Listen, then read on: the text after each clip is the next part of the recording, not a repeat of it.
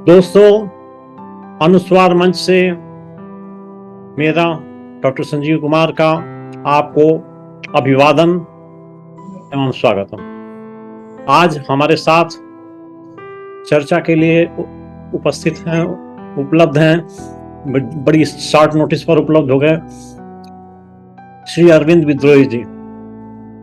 अरविंद जी एक सुस्थापित व्यंग्यकार हैं और बड़ी ही चुटीली व्यंग्य लिखते हैं। आज हम पड़ताल करेंगे कि वो इस प्रकार के व्यंग्य कैसे लिख लेते हैं, क्योंकि इसके लिए बहुत दक्षता और जिगर की आवश्यकता होती है। तो आज उनकी साहित्यिक यात्रा पर हम उनसे चर्चा करेंगे। पहला प्रश्न,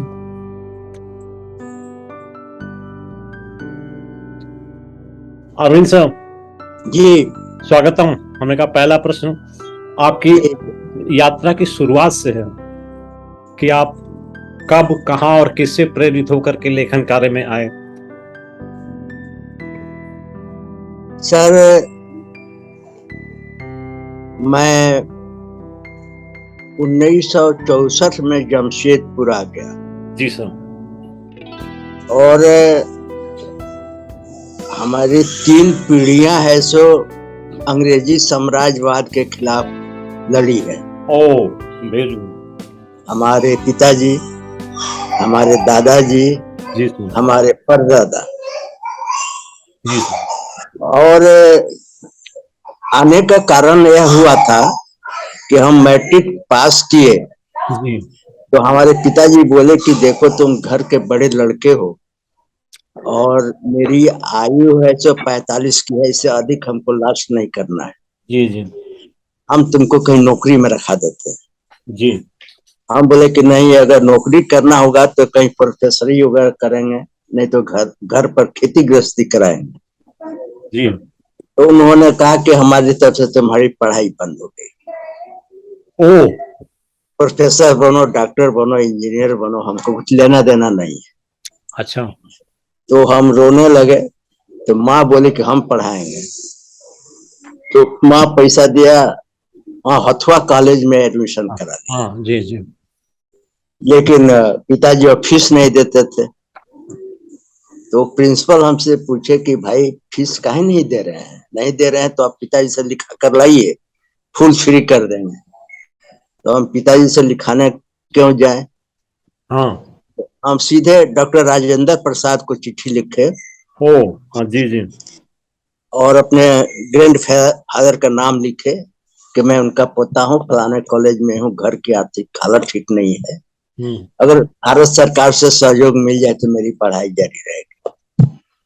और उनका प्रिंसिपल था कि वो उनके नाम से जो पत्र जाता था अपना राजेंद्र बाबू पढ़ते थे। वो पत्र पढ़े और 50 रुपया स्टाइपेंड पास करके कॉलेज में भेज दिए। जी। तो और उसी दिन हमारे पिताजी कॉलेज गए हुए थे, उनका कब का आर्डर था। तो प्रिंसिपल बोले कि शर्मा जी, किसी को हरिजन स्कॉलरशिप मिलता है, किसी को मेरिट स्कॉलरशिप मिलता है, आपके सुपुत्र को कौन सा स्कॉलरशिप आया है? तो पिताजी बोले कि हमको तो जानकारी नहीं है। तो बोले कि राजेंद्र प्रसाद का एक पत्र भी उसके नाम से है। जी। तो घर गए तो हमको बुलाए, पूछे कहीं चिट्ठी लिखे थे? हम कहाँ चिट्ठी लिखे? अच्छा, राजेंद्र बाबू को चिट्ठी लिखा था, तुम्हारा स्टाइपेंड पास हुआ है 50 रुपये महीना। हाँ लिखे थे। तो उनका पत्र भी हमके यहाँ दो, दिए चिट्ठी उनको। तो हमारे पत्र में लिखा गया था कि अगला पत्राचार बिहार सरकार के सूचना प्रसारण मंत्रालय से पत्र व्यवहार जारी रखना। तो हम लोग अब सोचे कि क्या पत्र लिखे, तो वो स्टाइपेंड से मिल रहा है, मिल गया। लेकिन 15 दिन के बाद एक पत्र आया, उसमें लिखा गया था कि जगन्नाथ शर्मा के जितने लड़का लड़की होंगे, मिडिल तक 20 रुपए स्टाइपेंड, हाई स्कूल तक 50 रुपए 30 रुपए स्टाइपेंड और ऊपर 50 रुपए स्टाइपेंड मिलेगा जब तक पढ़ाई जारी रहेगी। फिर यूनिवर्सिटी में हम बीमार पड़ गए, एग्जामिनेशन नहीं दिए, हमारा स्टाइपेंड रुक गया। तो बाबू जी बोले कि देखो तुम्हारे टिफिन में पढ़ाई नहीं लिखा है, कहीं नौकरी में हम रखवा देते हैं, हम कहीं एक बार और देखेंगे। संयोग उस समय भी टाइफाइड हो गया, परीक्षा नहीं दिए तो घर में टेंशन हो गया बहुत। और उसी टेंशन में हम घर छोड़कर जमशेदपुर आ गए और बाप दादा के नाम पर हमारी नौकरी हो गई थी, लेकिन और यहाँ आने के बाद से हम ट्रेड यूनियन आंदोलन में सक्रिय हो गए। 69 में एक बहुत बड़ी हड़ताल हुई, 40,000 मजदूर है सो 7 कारखाने के हड़ताल पर थे। उसी हड़ताल में हमारी नौकरी है सो चली गई, हम डिसमिस कर दिए गए। 9 साल के बाद फिर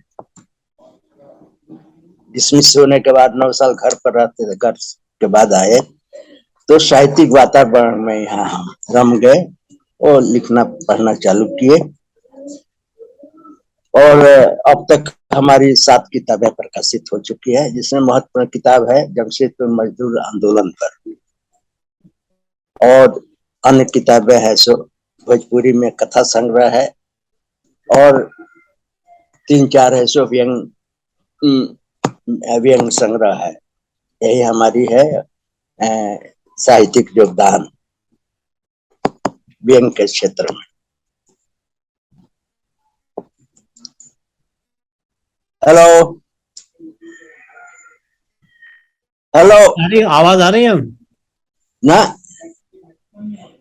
आपको? हमारी आवाज जा रही है? हाँ, आपकी आवाज आ रही है। और जितना बोले आवाज आई सब सब सब है? रिकॉर्ड सब रिकॉर्ड हो रहा है। अच्छा जी सर, आप बोला जाए। आगे बढ़ते हैं जी। आपकी जो परिस्थितियां थी उनका आपने बड़े विशद तौर से प्रस्तुत किया या बताया। तो अगला प्रश्न ये है कि आपकी पहली प्रकाशित रचना कौन सी थी?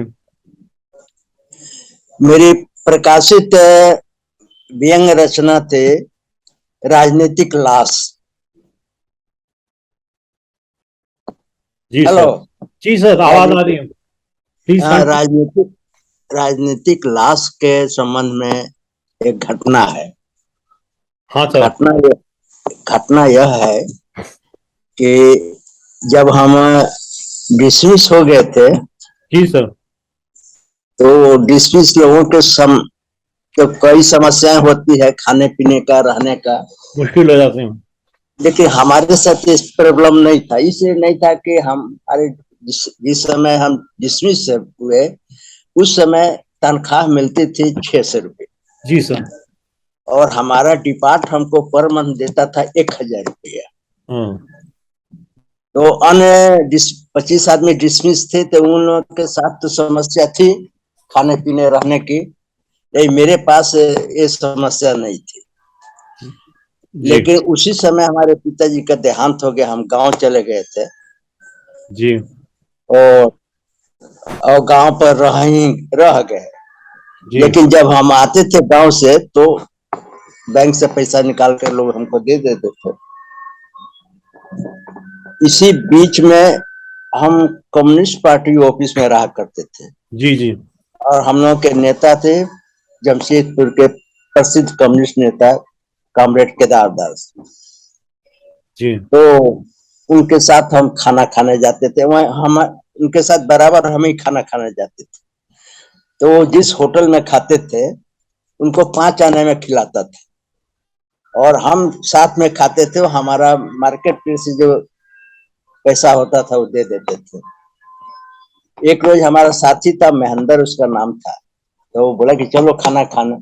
जी सर। केदार भाई तो है नहीं, हम बोले कि हम नहीं जाएंगे, हमारे पास पैसा नहीं है। इस बात को वो सुबह केदार दास से बोल दिया कि रात में खाना नहीं खाए, इसके पास पैसा नहीं था। तो बहुत बवाल हो गया।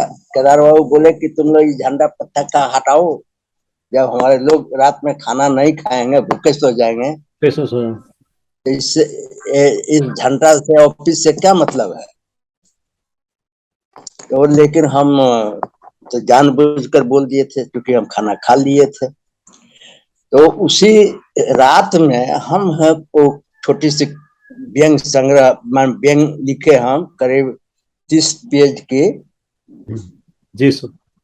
राजनीतिक लाश करके, और उसका मुख्य बिंदु था कि जितने नेता लोग थे उन पर कटाक्ष था जी। कि जो भी आते थे लोग तो वही डिसमिस मजदूरों के सवाल पर भाषण देते थे, लेकिन डिसमिस मजदूर को कैसे रखा जाए इस पर कोई नहीं बोलता था। कोई नहीं बोलता कि उनकी तो हम ये बहुत कड़ा व्यंग है सो लिख दिए।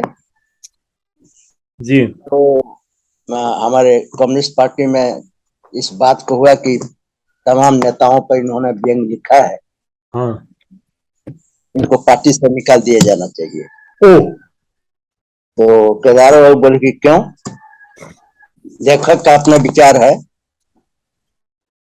आप लोग को किताब पसंद है तो आप मत इस किताब को खरीदिए, मत पढ़िए, लेकिन इसके लिए इसको हम लोग पार्टी से निकाल क्यों देंगे। तो वही झोला में 15-20 किताब लेकर डेली निकलते थे, बेचते थे, रात में हम लोग हाँ। मुर्गा रोटी खाते थे। लेकिन जब तक किताब बिक नहीं गई, एक ठो किताब रखे हैं, लेकिन दिखाएंगे उसे अगर आपके नजदीक आसपास उपलब्ध हो तो जोड़ना पड़ेगा उसको फाइल में। कोई बात। हाँ। उसके बाद से लेखन में हम प्रवेश कर गए जी। और उसके बाद से एक किताब लिखे शिलालेख की टीस। हाँ। इसकी कहानी है कि ब्लॉक ऑफिस में एक तो जितने स्वतंत्र सेनानी थे उनका एथी बना है। जी जी। बहुत बड़ा माने जितना लोग थे स्टैचू बना है स्टैचू। हाँ, उसमें बाबूजी का भी नाम है जगन्नाथ राय शर्मा। तो देखे कि उसे चारों ओर गंदगी है और लोग पान का पीक थूके हुए, तो उसी को लेकर हम एक आर्टिकल लिखे जो अखबार में छपा और उसी शीर्षक से शिलालेख की टीस करके एक व्यंग संग्रह हमारी दूसरी पुस्तक आई। अच्छा। और उसके बाद से उसको बहुत सुंदरता से लोगों ने सजाया, साफ कराया, फूल पत्ती लगाया चारों ओर से। स्ट्रेटेजिकल। तो इस तरह से शिलालेख की टीस हमारी।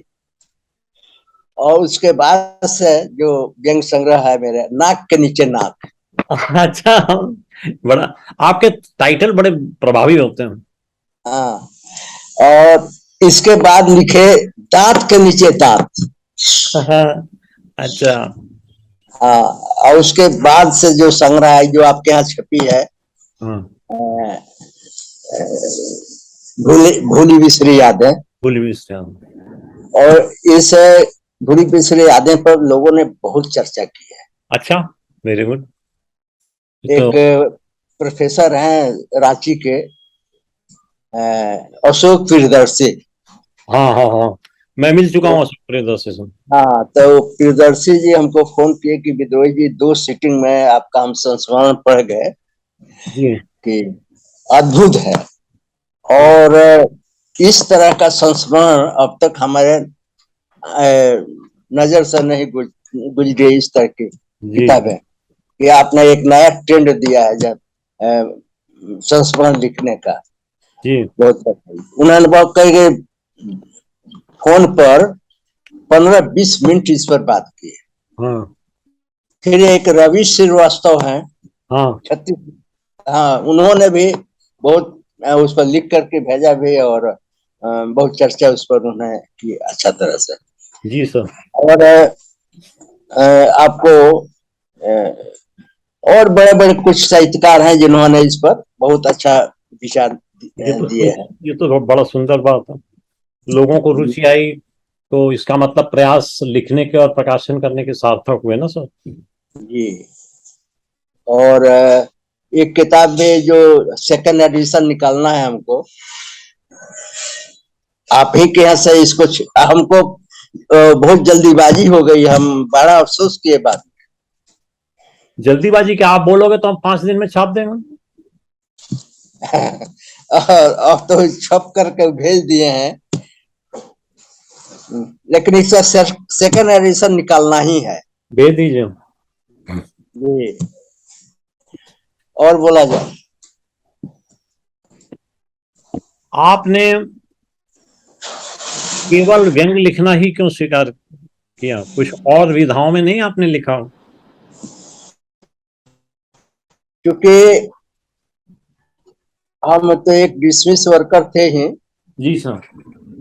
और एक आर्टिकल लिखने की वजह से हम कम्युनिस्ट पार्टी में थे, रिजाइन दे दिए हाँ 81 में। और उसके बाद से लेखन के जो मेरा खास करके है कि जहाँ शोषण है, अत्याचार है, जहाँ गंदगी है, वहाँ हम बराबर संघर्ष में रहे हैं। जी और हमारा मुख्य उद्देश्य है कि व्यंगकार का भूमिका है सो राजनीति में जी एक विरोध पक्ष की भूमिका होनी चाहिए, जो इस काम को व्यंग ही कर सकता है। ठीक बात है। व्यंग और लोगों को लोगों का ध्यान आकर्षण करने का उनकी क्षमता रखता है। जी, आपको अपनी व्यंग रचनाएं जब आप लिखते हैं तो उसमें कौन कौन से विषय समाहित करते हैं? Social, political, economical, technical, international, मतलब किस? हमारे सामने जो भी दृश्य आ जाता है, जी सर। जो नगवार लगता है, जी सर। और जरूरी है कि इस पर कुछ लिखा जाना चाहिए, जी सर। और इस घटना पर ये घटना लोगों के जहन में जाना चाहिए। ठीक बात है। इसी उद्देश्य से जी सर। हम बराबर सोचकर लिखा करते हैं।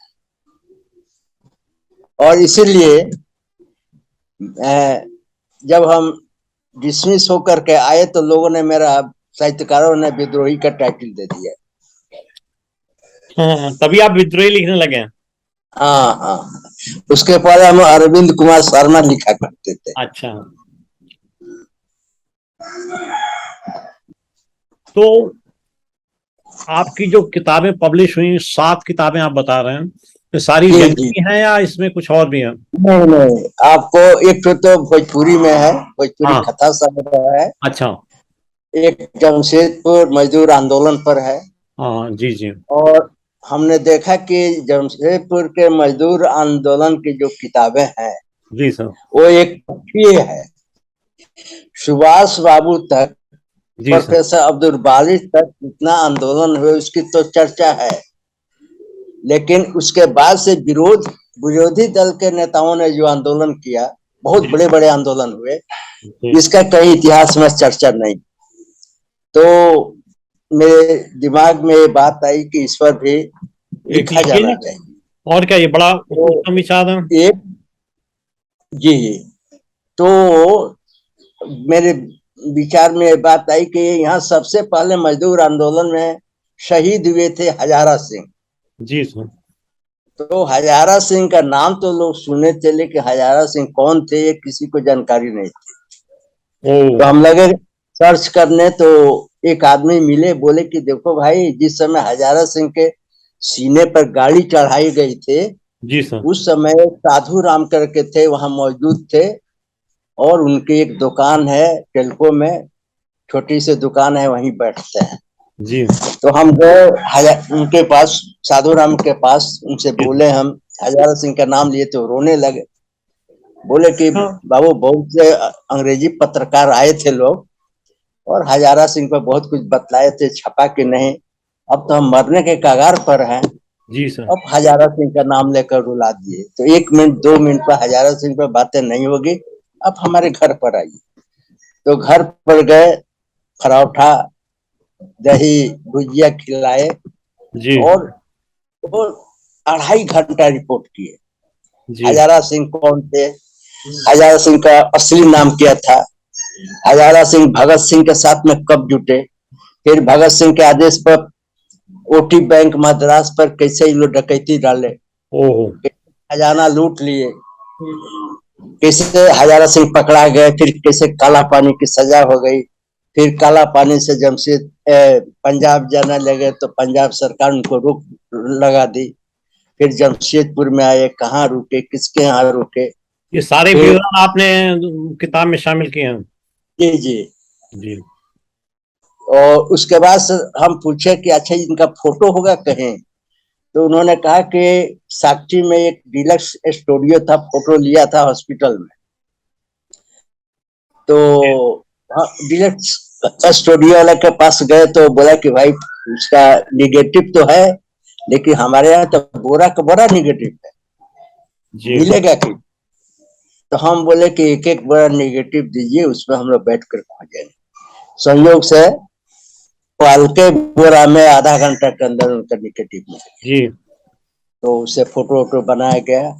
और एक बात उन्होंने कहा कि बाबू उनके कॉन्डोलेंस में हजारा भगत सिंह के 200 साथी जमशेदपुर में आए थे। जी। उसमें कुछ प्रमुख नाम नोट कर लीजिए। अच्छा। जयप्रकाश नारायण आए थे, ओ। स्वामी शाहजानंद सरस्वती आए थे, जी। अमृत कौर आई थी, वाह। जमाल सिंह आए थे, सूर्य नारायण सिंह आए थे। ऐसे कुछ लोगों का जो प्रमुख देश के उस समय के चेहरा से सबका नामों बतलाए थे। तो आर्टिकल लिखे हम, वो आर्टिकल छपे आपको मुक्ति संघर्ष में दिल्ली से, और उसके बाद से यहाँ के अखबारों में फोटो के साथ ऐसे लोगों ने छापा। और तब हजारा सिंह के शहादत दिवस लोग यहाँ मनाना शुरू किया। पिछले 2 जुलाई को मनाया गया था। हम ही गेस्ट थे, हम भी गेस्ट थे। तो इस उसके बाद से जमशेदपुर मजदूर आंदोलन पर लिखने का मन बन गया। और जितने बड़े आंदोलन हुए, प्रोफेसर अब्दुल बारी के बाद, सुभाष जी के बाद, उसको हमने लिखा है। इसका नाम दिया है भूली बिसरी यादें। जी सर। हेलो। 1 मिनट का पॉज लेते हैं। अच्छा अच्छा।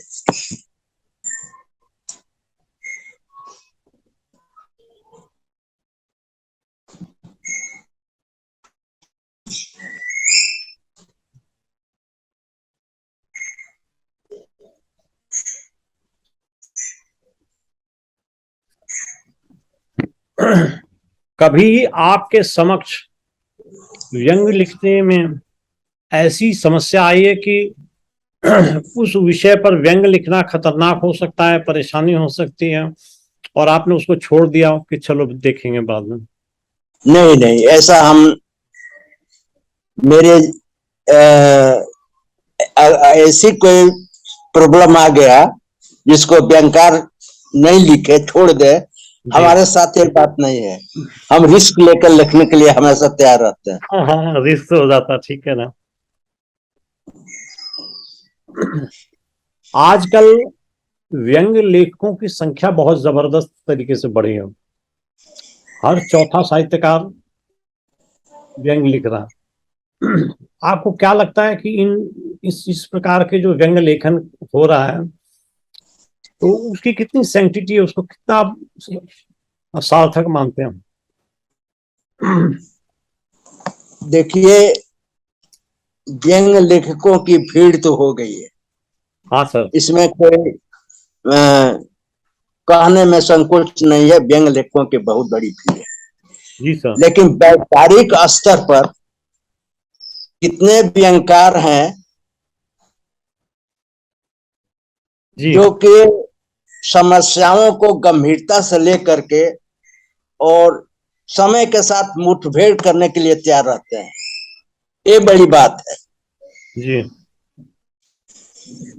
तो लेकिन देखिए, पाठकों का सर उससे उन लेखकों के साथ या उनके लेखन के साथ जुड़ाव क्यों नहीं हो पा रहा?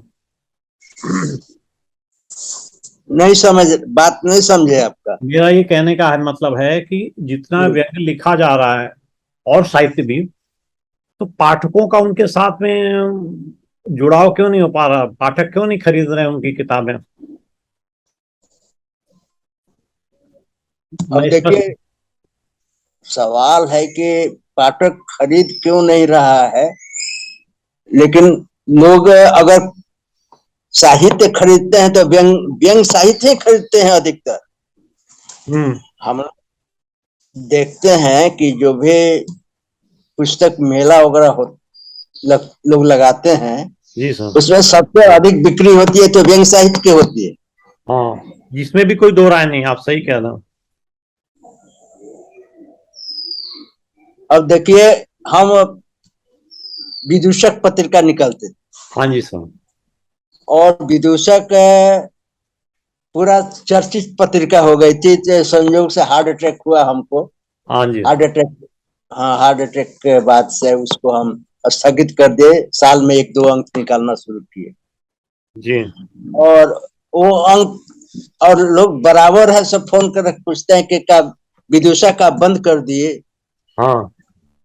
तो ये है व्यंग, जो सार्थक व्यंग जो लेखक हैं लिख रहे हैं, आज भी लोग उनको चाहते हैं। कितने और सब्सक्राइबर हैं विदूषक के सर जी? ये विदूषक के कितने सब्सक्राइबर्स हैं, सदस्य? विदूषक हाँ सर। उस समय 1,000 प्रति हम निकालते थे, 1,000 प्रति हमारी खप जाती थी। Very good. आपको संज्ञान में होगा कि अनुस्वार नाम की एक पत्रिका हमने भी शुरू की है। जी तो आपके इलाके में आपका आशीर्वाद मिले तो इंट्रोड्यूस हो जाएगी। जी, हमने कहा आपके इलाके में हमें भी स्थान मिले कहीं इस अनुस्वार मैगजीन को। एकदम एकदम स्थान मिलेगा। मिलेगा, बस ठीक है, अच्छा होगा। विद्रोही जी जब तक रहेंगे तो मिलेगा।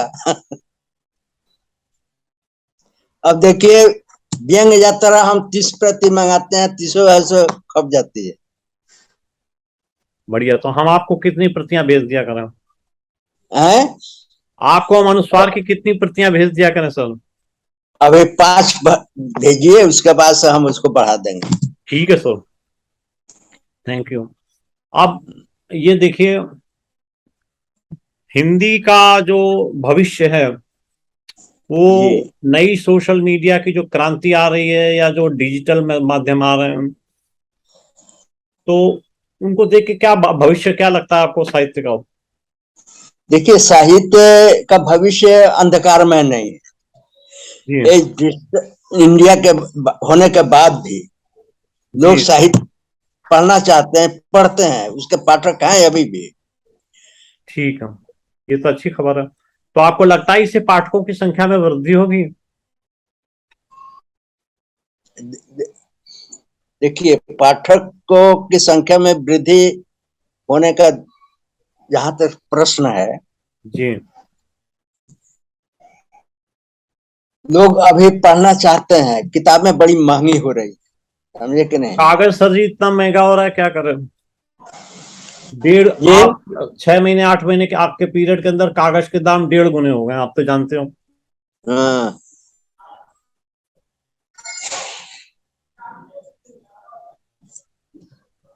अब देखिए, एक हम किताब का पांडुलिपि करके तैयार किए हैं।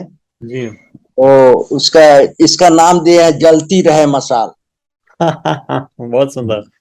बेजियम। तो हमारे पूर्वज जो राष्ट्रीय आंदोलन में खपे हैं, जी सर। तो 3 पीढ़ियों का जो हमारे रहे हैं उनका जिक्र करते हुए फिर हमारा लंबा लंबा संघर्ष है। जी। जी। इसको लेकर किताब हम लगभग लिख दिए हैं। हम चाहेंगे कि आप ही कैसे छपे। नहीं, हमारे यहाँ भेजिए आप, आपको सोचना क्या है? आप कोई भी किताब भेजिए उसे, अगर आपको पहले कोई शिकायत रही होगी तो उसे दूर करते हैं। 1-2 मित्रों का किताब हम भेजवाएंगे आपको। बिल्कुल भेज दी सर। हाँ हाँ। आखिरी सवाल आपसे जो हम पूछना चाहेंगे वो ये कि आपकी और क्या क्या अभिरुचियां हैं, लेखन कार्य के अलावा आप क्या क्या करते हैं? दिनचर्या कैसी रहती है? देखिए, हम तो रिटायर आदमी हैं। जी सर। हमारे 6 लड़के हैं और सब अपने पैर पर खड़े हैं। अंदर वेलकम।